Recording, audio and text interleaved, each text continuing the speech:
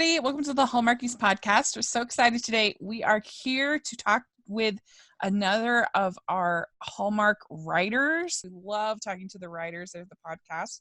And we have the newest Hallmark Publishing author with their first Sleuthers book, their first cozy mystery. We're really excited to have Tracy Gardner here, and I'm Rachel, and Lisa is here. Hi guys.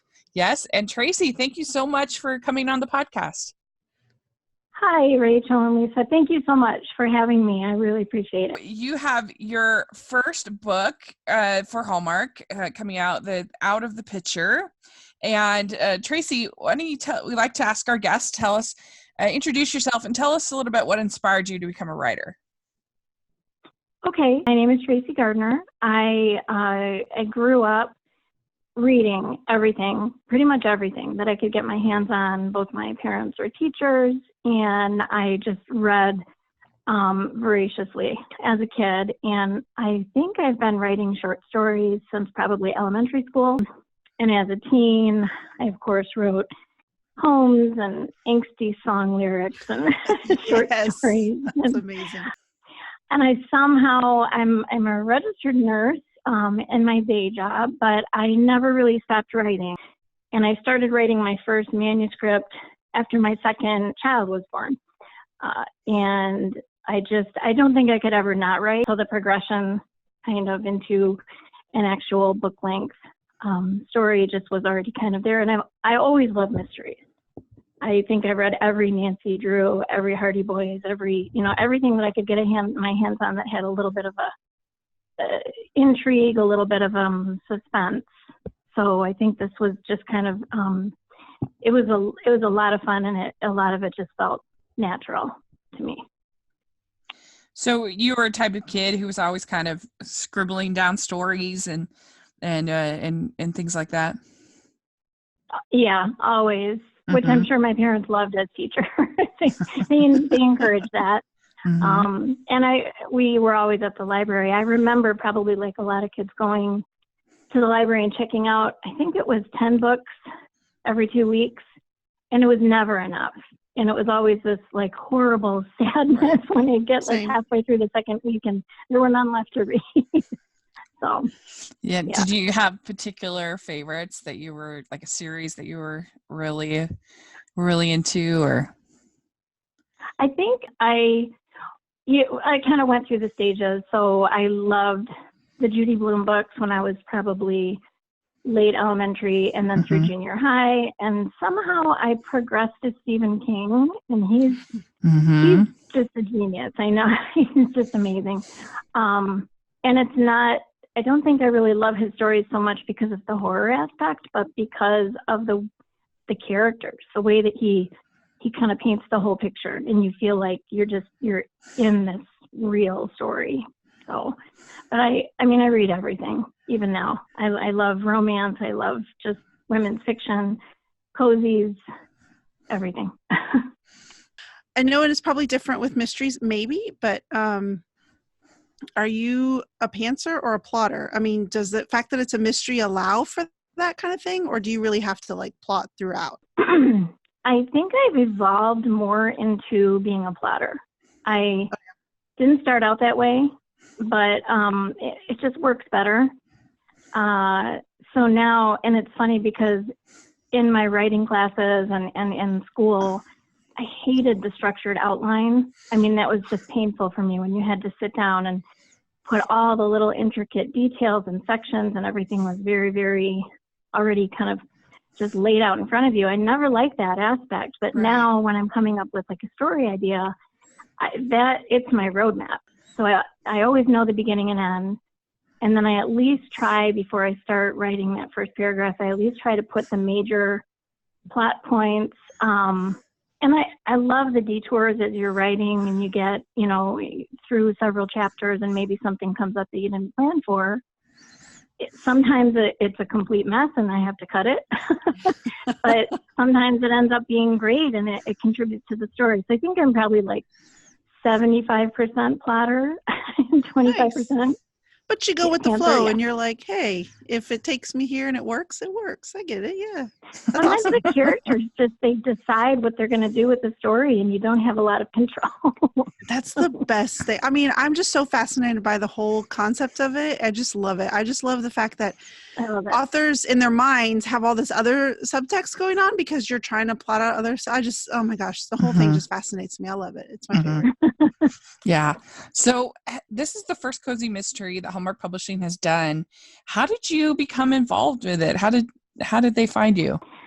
So we sort of found them. My agent with Literary Council, Fran Black, she's a superhero. She's amazing. Yeah.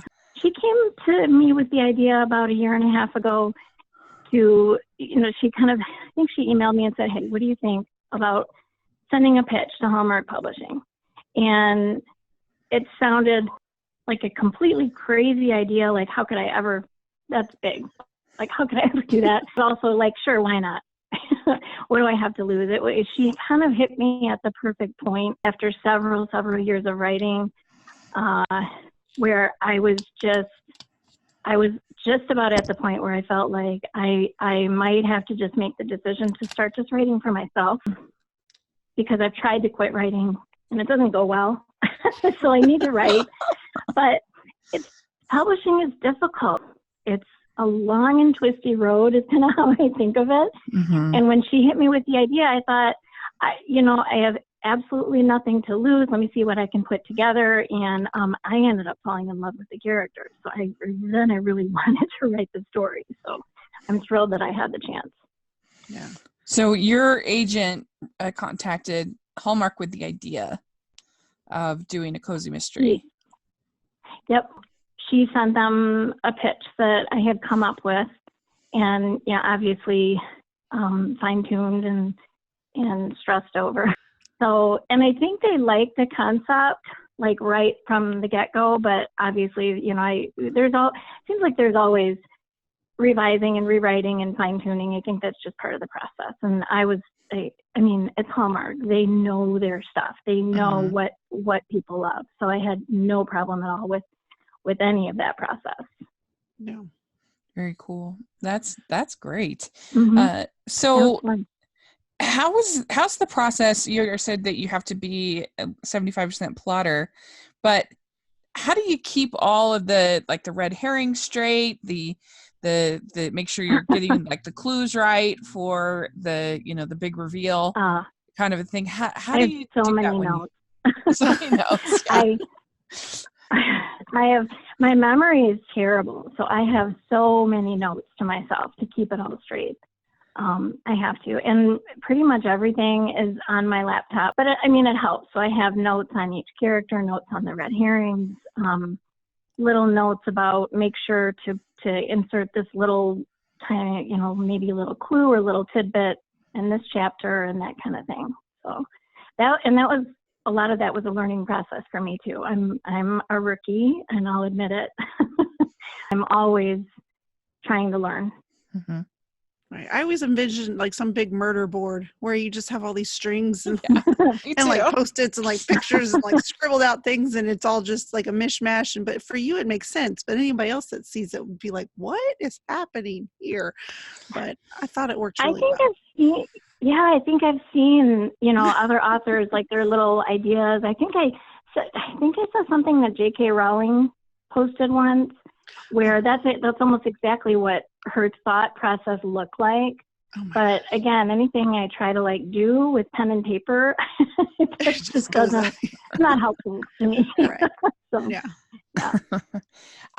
So why don't you tell our audience a little bit about, just a few sentences about what the story is about with Sure. Yeah. Okay, so main character Savannah Shepard has just moved back home to her small, kind of cute hometown that sits on the shores of Lake Michigan. And she has a wonderful, supportive family. She's the middle sister. She has an older sister and a younger, and they're very tight-knit. They're close to their parents. So Savannah's around 30, in my mind. And she is the only one that left the town of Carson back when she went away to college. She never came back. She lived in Chicago for 10 years and is now back home in Carson after a kind of a messy breakup with her fiance. So she's an art authenticator. It's her passion. She just has this really keen eye for catching things that other people might miss. And now that she's back in Carson, she lucks into a job as an elementary school art teacher where she can kind of tap back into her art roots.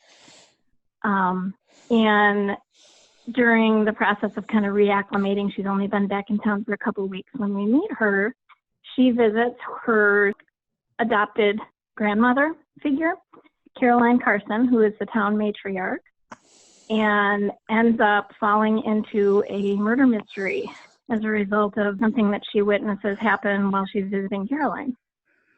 Yeah. So with the three sisters, was that based on, do you have three sisters, or was that based on your experience at all? I have a younger sister. So when Savannah kind of showed up in my head as the main character, I knew she'd have a sister. I'm close with my sister, so it just made sense that she would have. And somehow I just knew she's the middle sister. So Sydney is 2 years younger than her, and Skylar, who's the town attorney, is 2 years older than her. And they are best friends. The three of them are so happy to be back together again now that Savannah's home. I think sisters and longtime friends, you just very easily fall back into the friendship, no matter how long you've been apart. So It was a lot of fun writing that relationship. I have three sisters, so there's four of us, so I could definitely connect with I that, love that for sure. So yeah, I only have one, but I left. All my family's in Texas, and I'm about 1,800 miles away. And honestly, I haven't moved back to my hometown since I left at 18. The character of Savannah kind of really hit me on a personal level, because she comes back and it's just the little things that she experiences back with her family, just the family dinners, the seeing her nephew, that kind of stuff. Because I miss out on all of that, which I was like, I kind of lived vicariously through Savannah, and I was like, that's how it would be for me. So I loved it. It was very sweet. I did like it. Fun.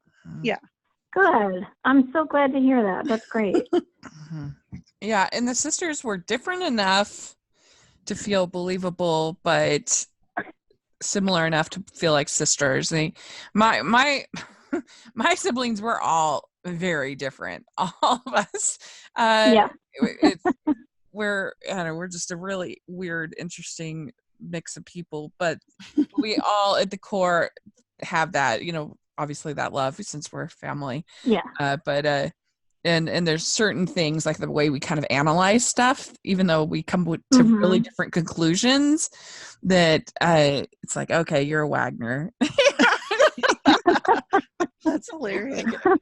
So she was an art authenticator, and that came across very, very detailed. So do you know one in real life, or did you just do a lot of research on this? Because I found all of those passages where she drew on that experience to go through these clues and stuff very, very interesting and very engaging. So I just wanted to know. Oh, that's great. Yeah. I did not.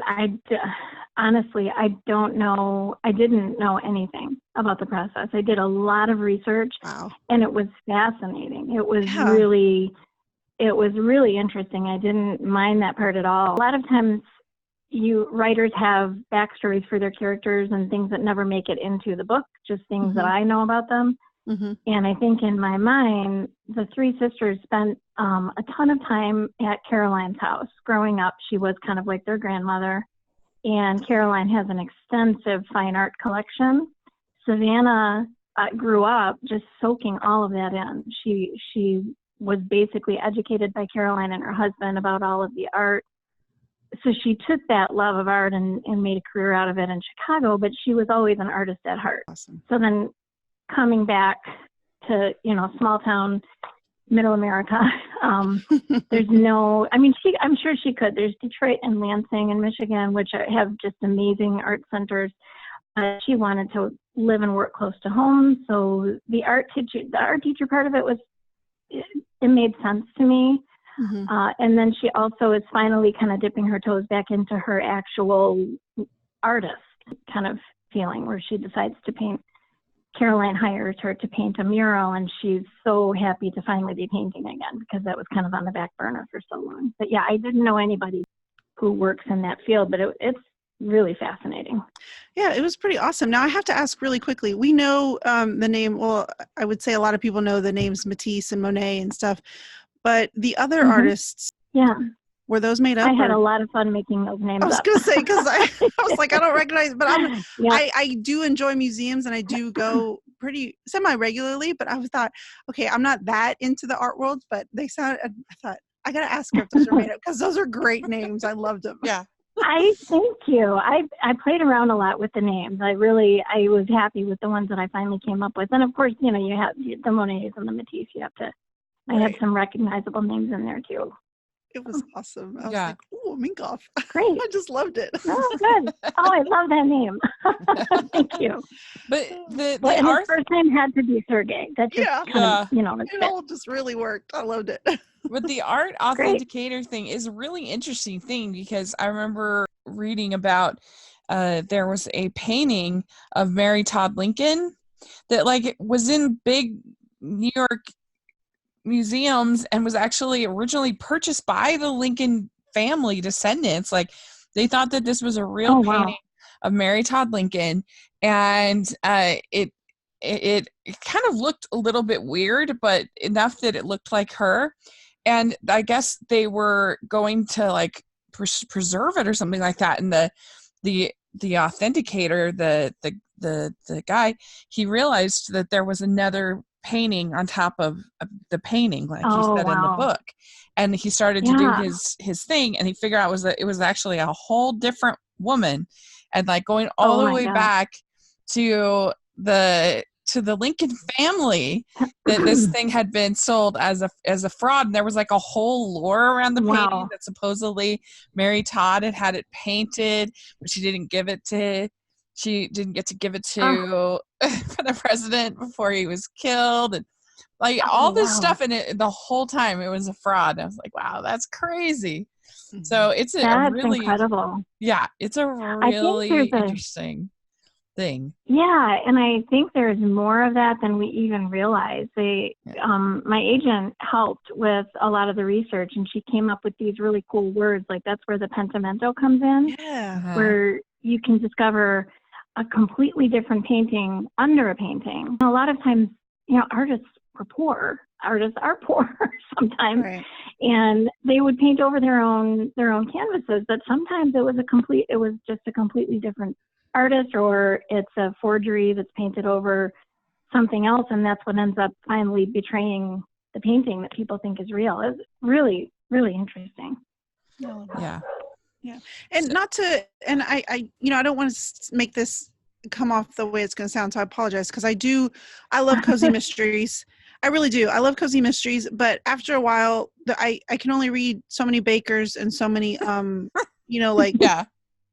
basically bakers, and I know there's more out there, but of course right now, as I'm trying to think of it, my brain shut down on me. So library. If you have any comments, sorry, send them to Lisa at girlgonehallmark.com, and you can tell me all about them. But I really enjoyed that. It was something a little bit outside the normal cozy box. An art authenticator was really cool, and I loved the details that come with that profession.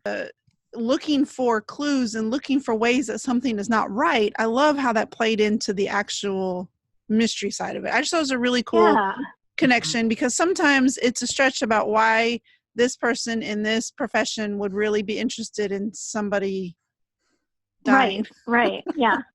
But I could see that. I guess if you think about it, if you've done years of schooling and then your whole career was based on looking for inconsistencies that could show you that something wasn't what you thought it was, it seems like it could just be you eventually would just do that without even meaning to, So I bought that about Savannah, that she would some of the time just see things without even really looking for them.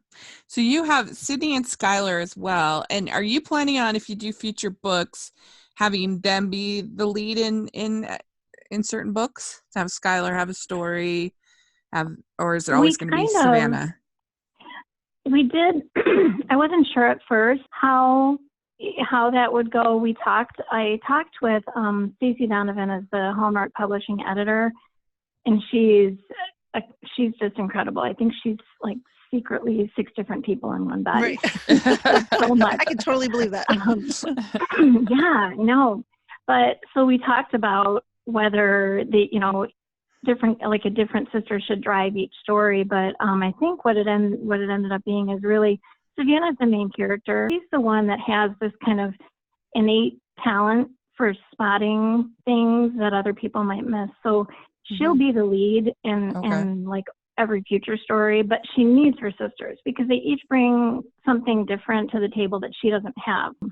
And she always knows who to turn to, which one of her sisters is going to be the right one to help her at any given moment too. So she needs the team.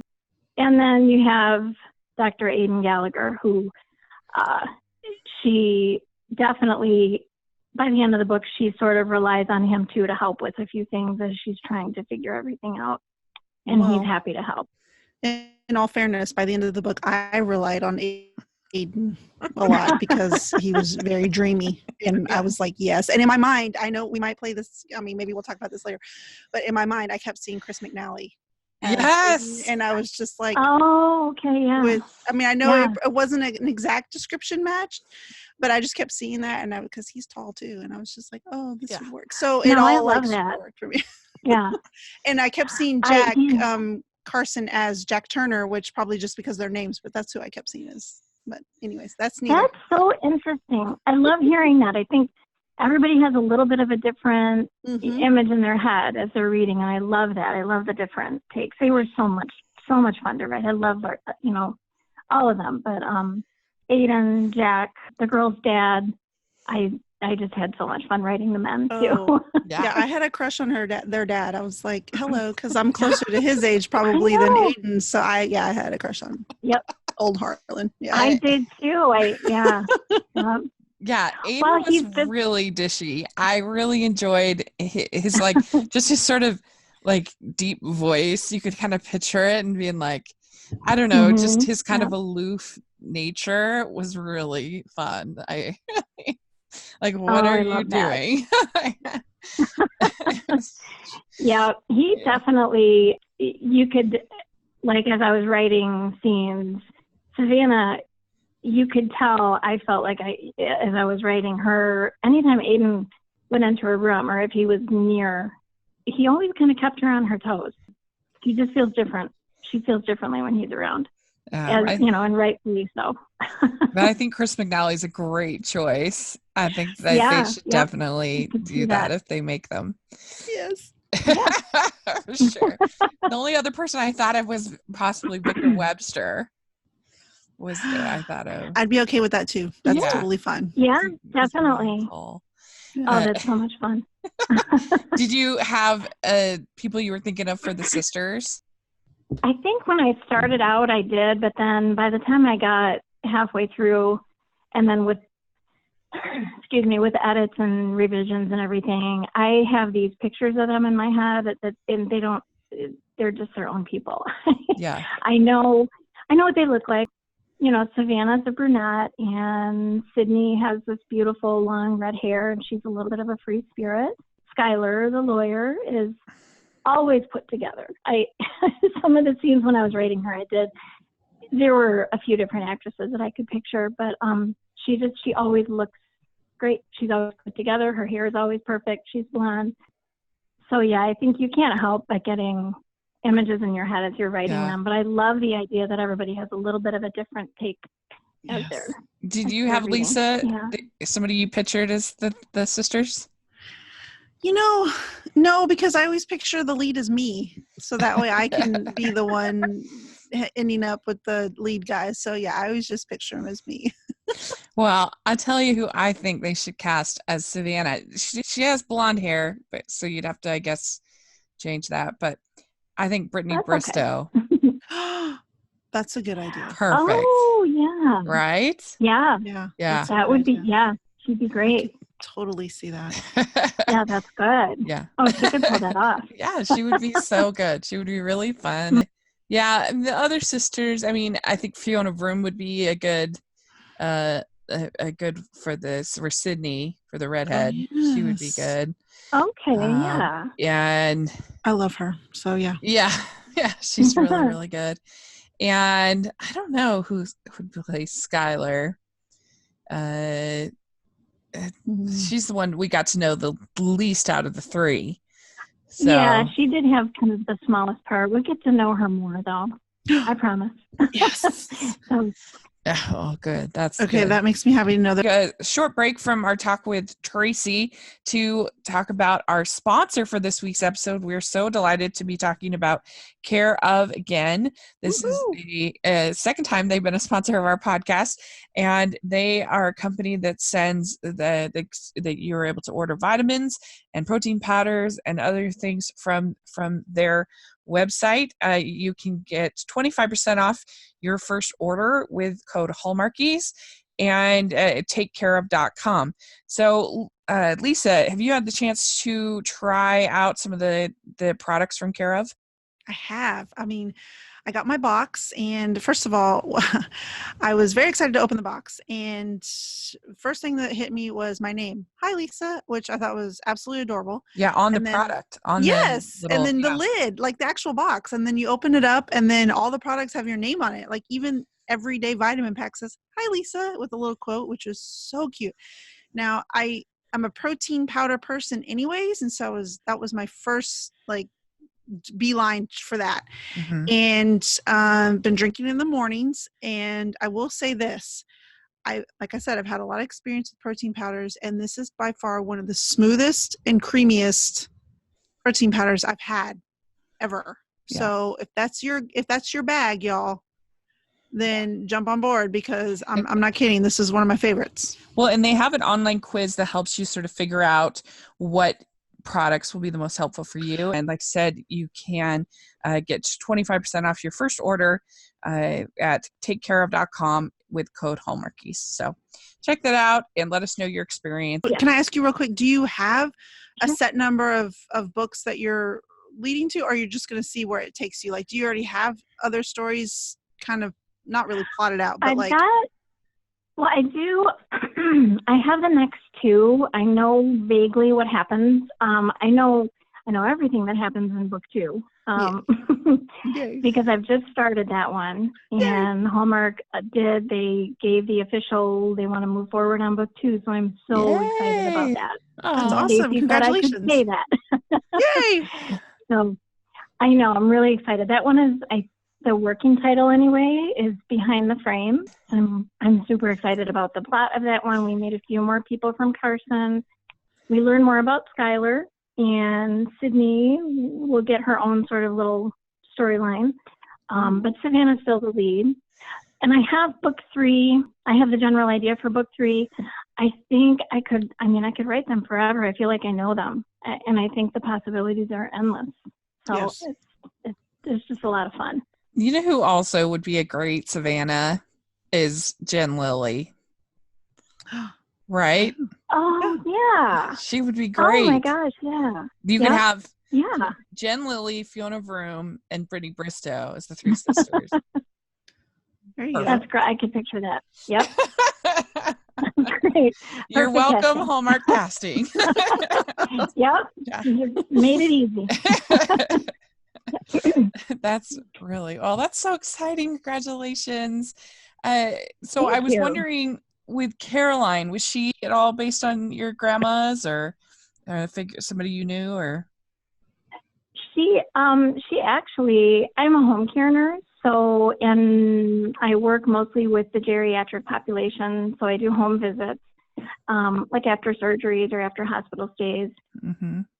Caroline is kind of a compilation of several really cool older women that I've met, seeing patients. I've been a nurse for 25 years. I've met a handful of women in their late 80s and even late 90s who are just incredible, strong-willed and sharp, just a lot like Caroline. Like, she's very she knows what she wants and she makes it happen. Very loving, but nobody questions her.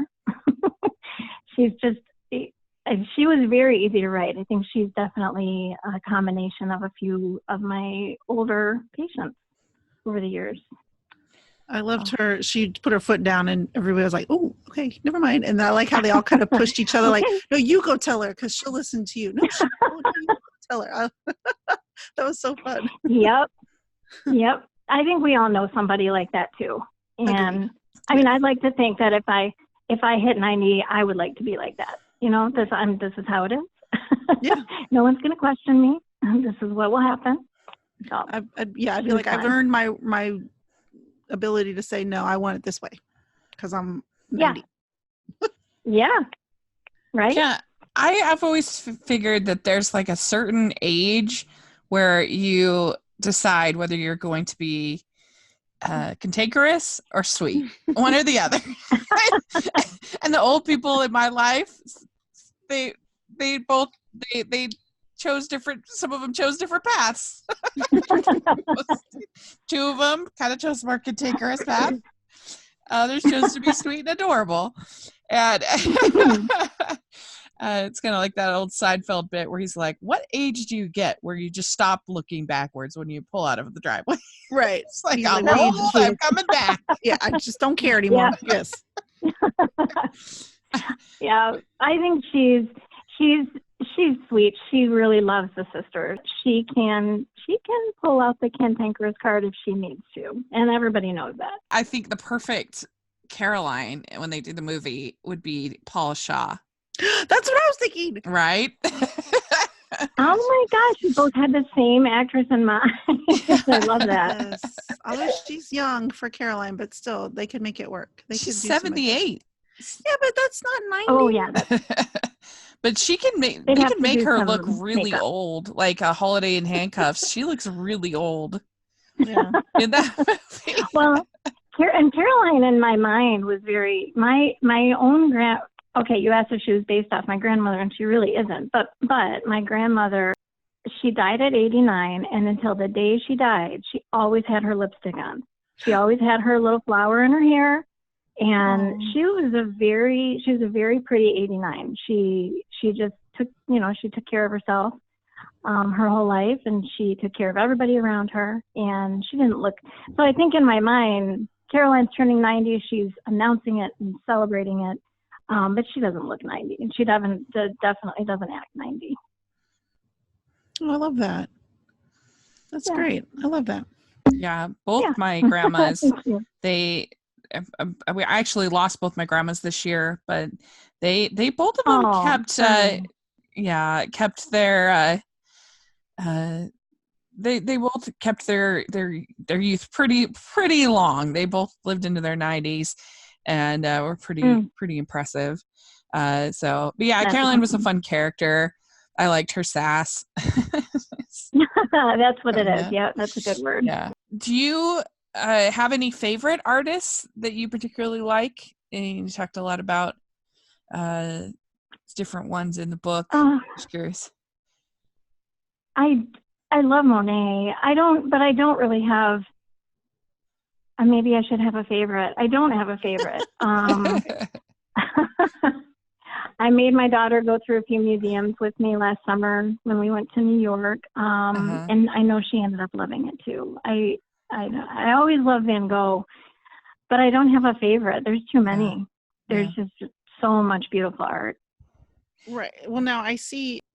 Now, outside of museum art, I see that you do like a lot of music. You have a Spotify playlist on your website, and you listed. I love music.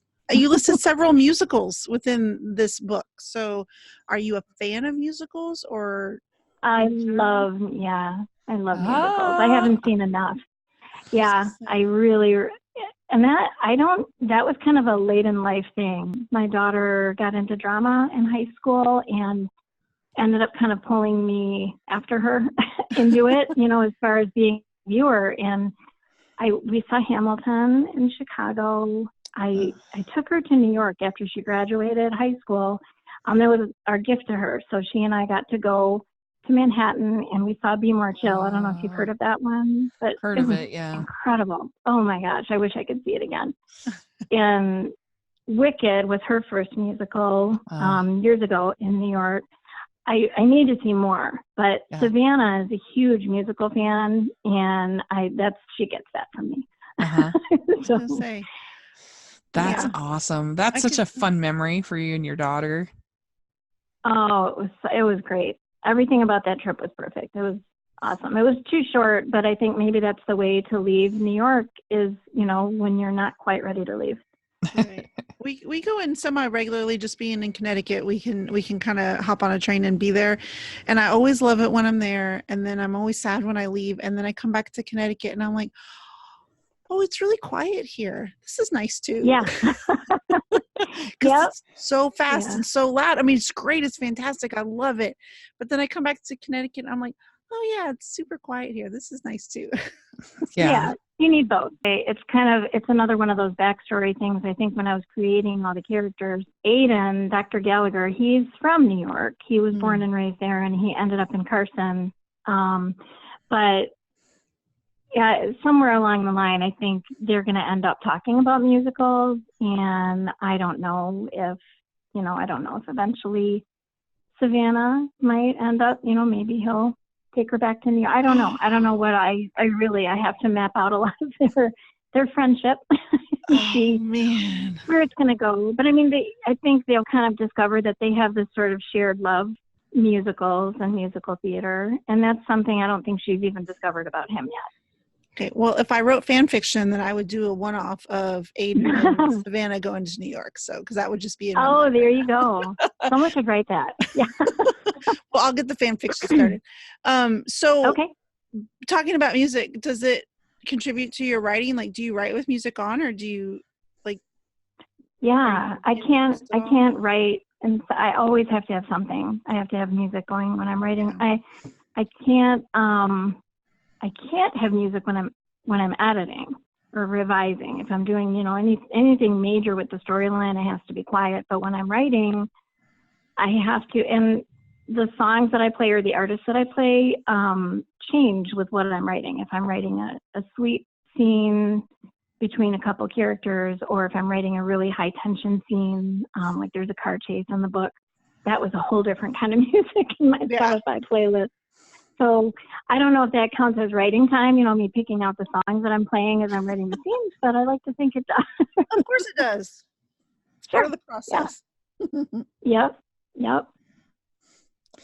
Well, great. So we like to end our interviews with what we call the Teen Beat questions. They're just some silly questions that Amber found in an old issue of Teen Beat.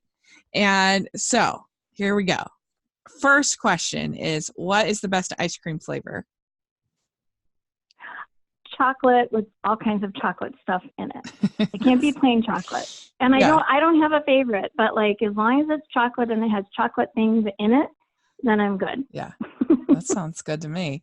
All right. Yeah. What is your favorite color? Royal blue. Okay, good. What music we've talked about theater, but is there any other music that you're into right now? I don't know why, but I've been listening to a lot of Vampire Weekend lately. I don't, I just love them. And they do have that new album out, and that fits perfectly in with what I'm writing right now. So, but it changes all the time, what I'm listening to. Yeah. I like a lot of different artists. Yeah. That's really cool. So do you write it on the weekends and at night, or how do you fit it all in? I'm lucky in that I'm off one day a week. So I changed jobs a couple of years ago, and now I have one day a week off. So I try to use most of that for writing or anything, writing related. And then a lot of times after I'm done working and charting for the night, I'll get at least an hour or two in. So it can be slow, but then if sometimes my husband works a lot of Sundays, and Sundays tend to be, my kids are older. So we just have one left at home now, and it can be pretty quiet. So Sundays are really great days for writing too. Somehow it gets done. I'm not sure how, but it gets done. I feel that way sometimes about the podcast. I'm just like, I don't even know how I made all those, but it just, Oh my gosh. you got a job. They're so great. You have so many. Yeah. Yeah. You just find a way to make it work. So, well, if you love it, I think if you love it, it happens. Yeah. Insomnia is a great thing. Very helpful. I had a feeling you probably don't sleep much either. I 5 or 6 hours is tons for me, and I'm great. Yeah. Usually I don't need that much. So same. All right. What is your go-to date night food? Mexican. Anything Mexican. Tacos. Yes. Nice frozen margarita to go with it. That's perfect. Yes. Okay, good. What is your go-to date night activity? I feel like I should have an exciting answer, but we've been married for 25 years, almost 25 years next week. Yeah. And, we both work a lot. So anything that we get to do once in a blue moon where it's just us is great. I mean, sometimes it's just dinner. Sometimes it's dinner and a movie. Once in a while, we'll get to go to a concert together. But I think, everybody has a busy life, and we've got kids and jobs and pets. And so just any time that we can set aside a block of time and go out somewhere with the two of us, we're best friends. We started out as best friends, and I'm so lucky that we still are. So, date night activity is just time together. Yeah. That's really mushy. Sounds good to me. That's good. Very, very good. Okay. Dogs or cats? Dogs. Okay. Beaches or beaches or mountains? I've got to cats. Sorry. Beaches or mountains? Beaches. Okay. Would you rather be in a fancy dress or in sweats? Sweats. Jeans. Okay. Yeah. What is your favorite holiday to celebrate? Halloween. Oh, fun. I love Halloween. Yeah. Yay. What was your last costume? Oh, wow. That's embarrassing. I'm so excited. Yay. Okay. We go to Detroit has this, it's like the best Halloween party, like seriously, in the world. It's so awesome. It's called Theater Bazaar. We missed last year, but 2 years ago we went as Dolly Parton and Willie Nelson. Amazing. Yes. That's awesome. It was a very fun costume. It was so fun. We went as Mia Wallace and Vincent Vega the year before that from Pulp Fiction, and that was so much fun too. So I love Halloween. They're awesome. Lisa, do you do Halloween? You and your? I devote all the resources and energy to creating really cool costumes for my kids. Yeah. Oh, that's important.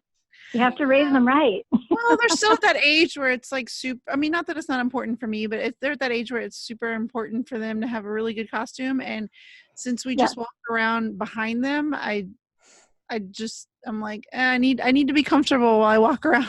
Right. Well, in that period of time when they're young enough that they want you involved in making the costumes, it doesn't last forever. So yeah, do that. That's great. I do really enjoy picking out costumes. Last year I was an angel, so that was pretty fun. And and then the year before that I was Chucky from the Rugrats. Orange hair. Oh, I love that. I can picture that. I liked that one. I was McGonagall from Harry Potter once. That was fun. Oh my gosh. Yeah. Oh, I love to see pictures. Yeah. It's great. It's pretty fun. I love her. I mean, who doesn't love her? Yeah. Yeah. All right. Last question. What is your favorite Hallmark movie? Oh, no. That's hard. There's too many. But I watched the same movie 3 times in 2 days. It was so good, and I can't think of the name of it. Yeah, it's Rachel Lee Cook was in it, and it's more than one movie. Autumn in the Vineyard and Summer in the Vineyard. Yes. Yes. I loved it. It was so good. It was, I love her so much. She would make it interesting, Savannah, I think. I thought about that when I was watching that. Yeah. Mhm. Yep. Yeah. I did. That occurred to me. Yeah. That'd be fun. Very cool. Well, you passed the test. You did it. Right. Good job. Well, thank you Okay. so much for coming and talking with us. We really, Thank you, really guys. enjoyed it. Why don't you tell people where they can get the book and all of that fun stuff? Oh, sure. Yeah, the book will be at Barnes & Noble and online, Kindle, Kobo. It's on Amazon, and it'll be in some Hallmark stores. I'm not sure yet, which ones or all of them. I'm sure we'll be getting that information, but it should be pretty easy to find. Comes out on Tuesday the 3rd. Oh, the 3rd. Okay, good. All right, great. Well, we're really excited about it. If y'all read the book, let us know your thoughts, and spoiler free. Don't spoil it in the comments, but let us know. And thanks again for coming on talking with us. We really appreciate it. Do you have social media or anything that you'd like to share? I do. Yep. I'm on Facebook as Tracy Gardner, and Instagram, Twitter. Okay, great. But I'm pretty easy to find too. Okay. So thank you so much, Rachel and Lisa, for having me. It was a lot of fun. Yes. Yeah, it was a blast. Thank you. We will have to have you on again, and we'll have all that information if people want to follow you in the description section so people can check that out. So, perfect. That sounds good. Have a great rest of your weekend. Thank you very much. Thank you for making this painless. No, it was our pleasure. Bye. Okay, bye. Bye-bye. To thank Tracy for coming on and talking with us. It was so much fun to have her on, and definitely let us all know what you think of what we had to say and what we talked about. And if you have any dream casting for the book for the sisters, once you read it, let us know in the comments. It would be really fun to talk about it. But Lisa, where can people find you? You can find me on Twitter and Instagram at Girl Gone Hallmark. Great. And you can find me at Rachel's Reviews, all over social media, iTunes, YouTube, and on Rotten Tomatoes. So check that out. And make sure you're following the podcast at Hallmarkies Pod and Hallmarkies Podcast, all over social media, on iTunes, YouTube. Please leave us your ratings and reviews on iTunes. We really appreciate that. And if you're listening on YouTube, if you can give us thumbs up and subscribe to the channel, we really appreciate that as well. And consider becoming a patron. We have so much fun with the patron group, and we really, really appreciate all the sponsors that we have. And it really helps us out a lot. So check that out in the description. We'll have a link down below. So thanks again, and we will talk to you all later. Bye. Bye, guys.